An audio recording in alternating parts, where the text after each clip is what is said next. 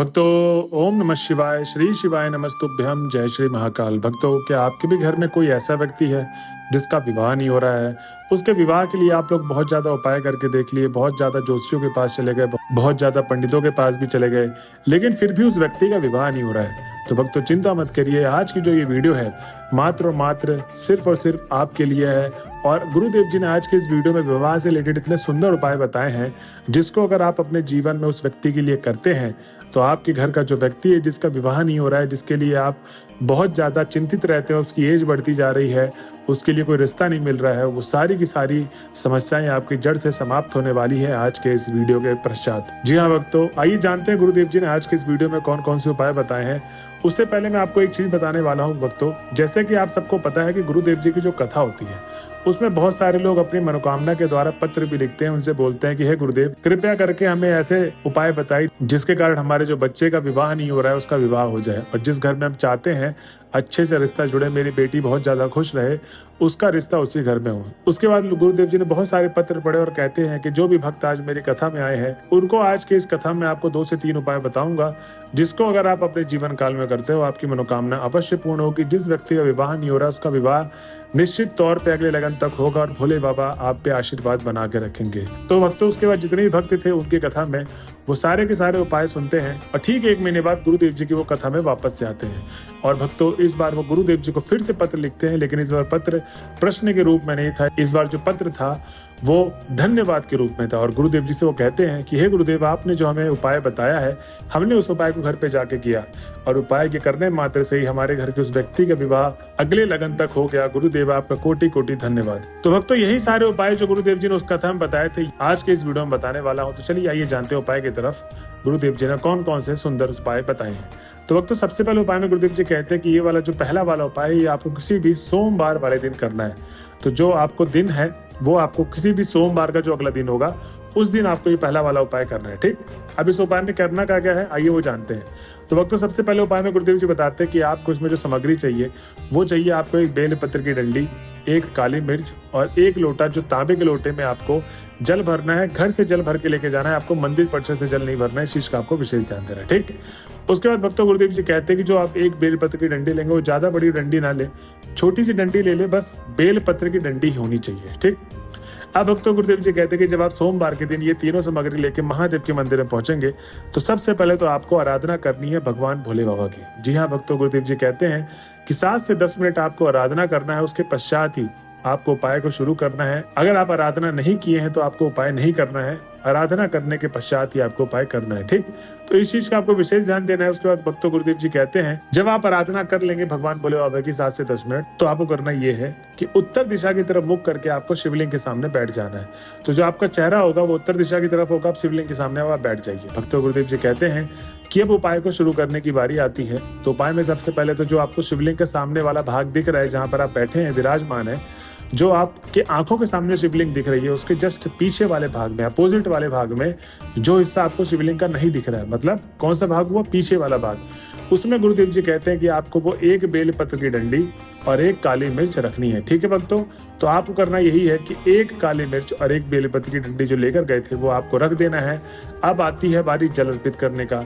तो गुरुदेव जी कहते हैं कि आप खड़े हो जाइए और जल अर्पित करने का जो तरीका है वो गुरुदेव जी ने कुछ इस तरीके से बताया है।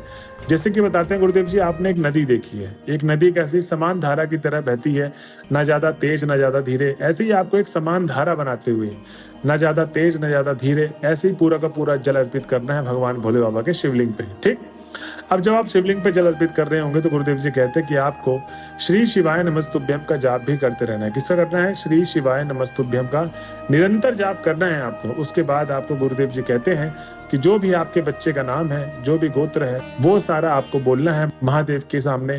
और उसके बाद जो भी समस्याएं हैं जीवन काल में विवाह से रिलेटेड, वो सारी की सारी समस्याएं महादेव को बताते बताते आपको अपनी मनोकामना बोलते हुए घर की तरफ चले जाना है। भक्तों गुरुदेव जी कहते हैं कि जो भी भक्त मेरे बताए गए उपाय को इस तरीके से करता है या करती है, उसकी जो भी मनोकामना है भगवान भोले बाबा अवश्य पूर्ण करेंगे। विवाह से रिलेटेड बस आपको ये उपाय जैसे जैसे गुरुदेव जी ने बताया है वैसे वैसे क्रमांक वाइज आपको उपाय करना है। ठीक, तो भक्तों ये था पहला उपाय जो सभी माताओं को करना है अपने बच्चों के लिए।